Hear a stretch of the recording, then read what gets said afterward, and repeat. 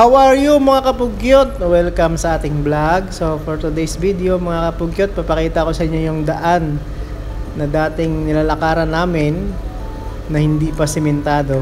Ito yung daanan namin mga kapugyot galing ng Sintojes. So ito na yung update papuntang Kamalarang. So ginawa ng kalsada yung daan. Dati pag maglakad ka dito abutin ka ng 45 minutes, makakarating ka ng bahay to school.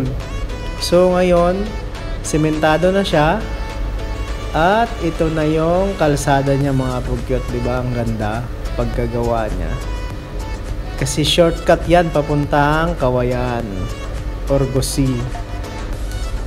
So yung kalsada dito mga kapugyot parang kalahati pa lang. So kung dati 45 minutes yung lalakarin mo, so kalahati na lang, mga 22 minutes, 0.5 mga kapugyot.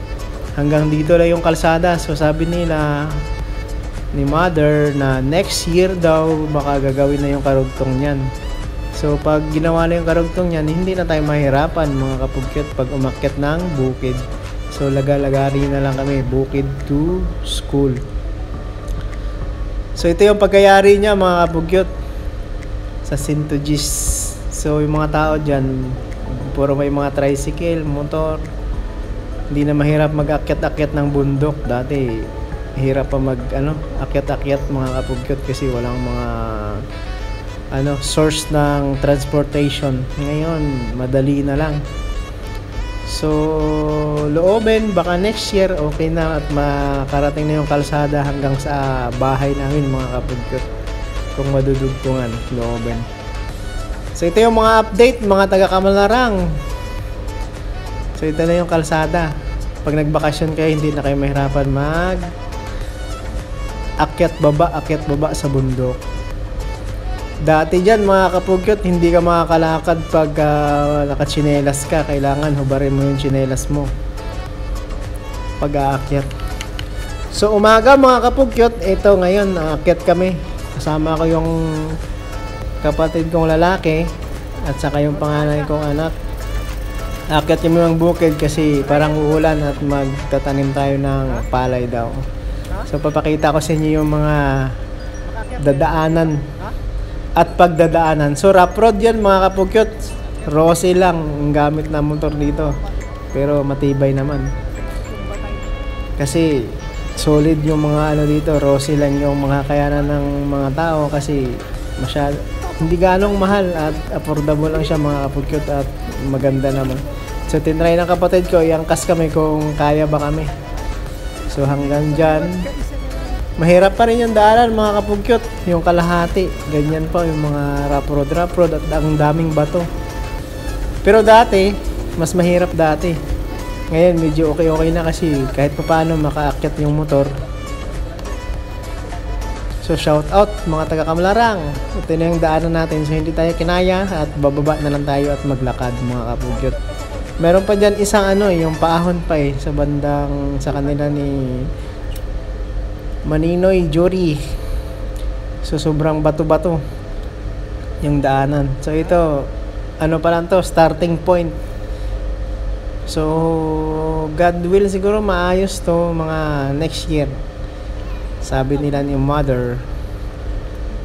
At ang mga tao dito, baka next year magawa na ng project. So ito yung tubuhan to dati mga kapugyot, yung kabilaan na yan. Kaso hindi na naasikaso ng may-ari. So ayan, maglalakad na lang tayo at hingal-hingal tayo dyan. Magandang exercise yan mga kapugyot. Dati parang gina-jogging lang namin yan nung mga nag-aaral pa kami.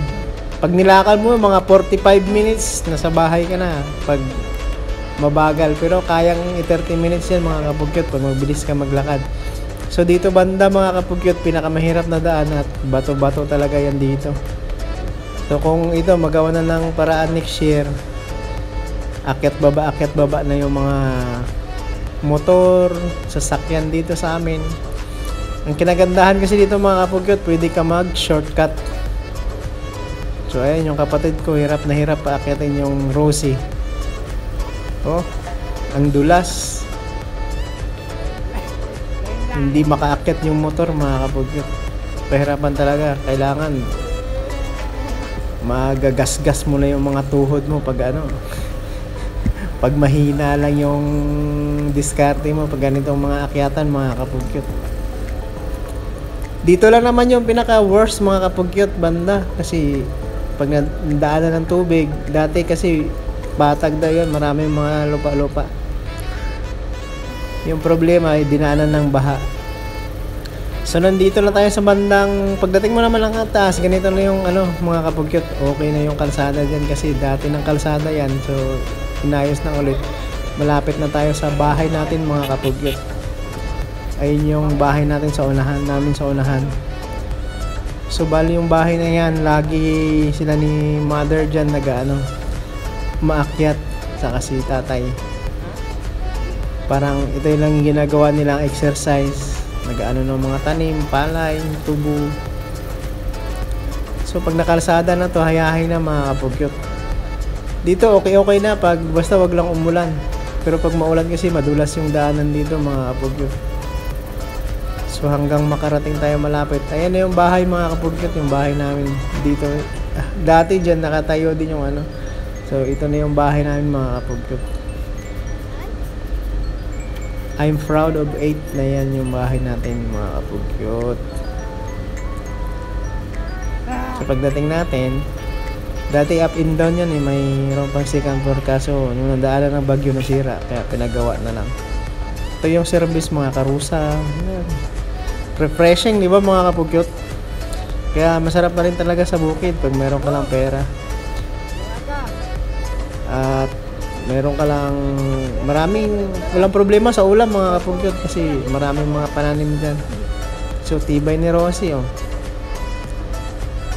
Ayan na, mga kapugyot, titignan natin kung pwede tayo makatanim ng palay. So diba, simpleng bahay lang yan, mga kapugyot. Yan yung bahay natin sa probinsya. Diyan kami lumaki. Kaya masarap pa rin balik-balikan. At ito naman yung daanan papunta sa kanila ni Lolo. Okay na siya, mga kapugyot, pagdating dito, hindi na gaanong mahirap kasi kayang-kaya na magpaakyat baba. Salamat sa panunood, mga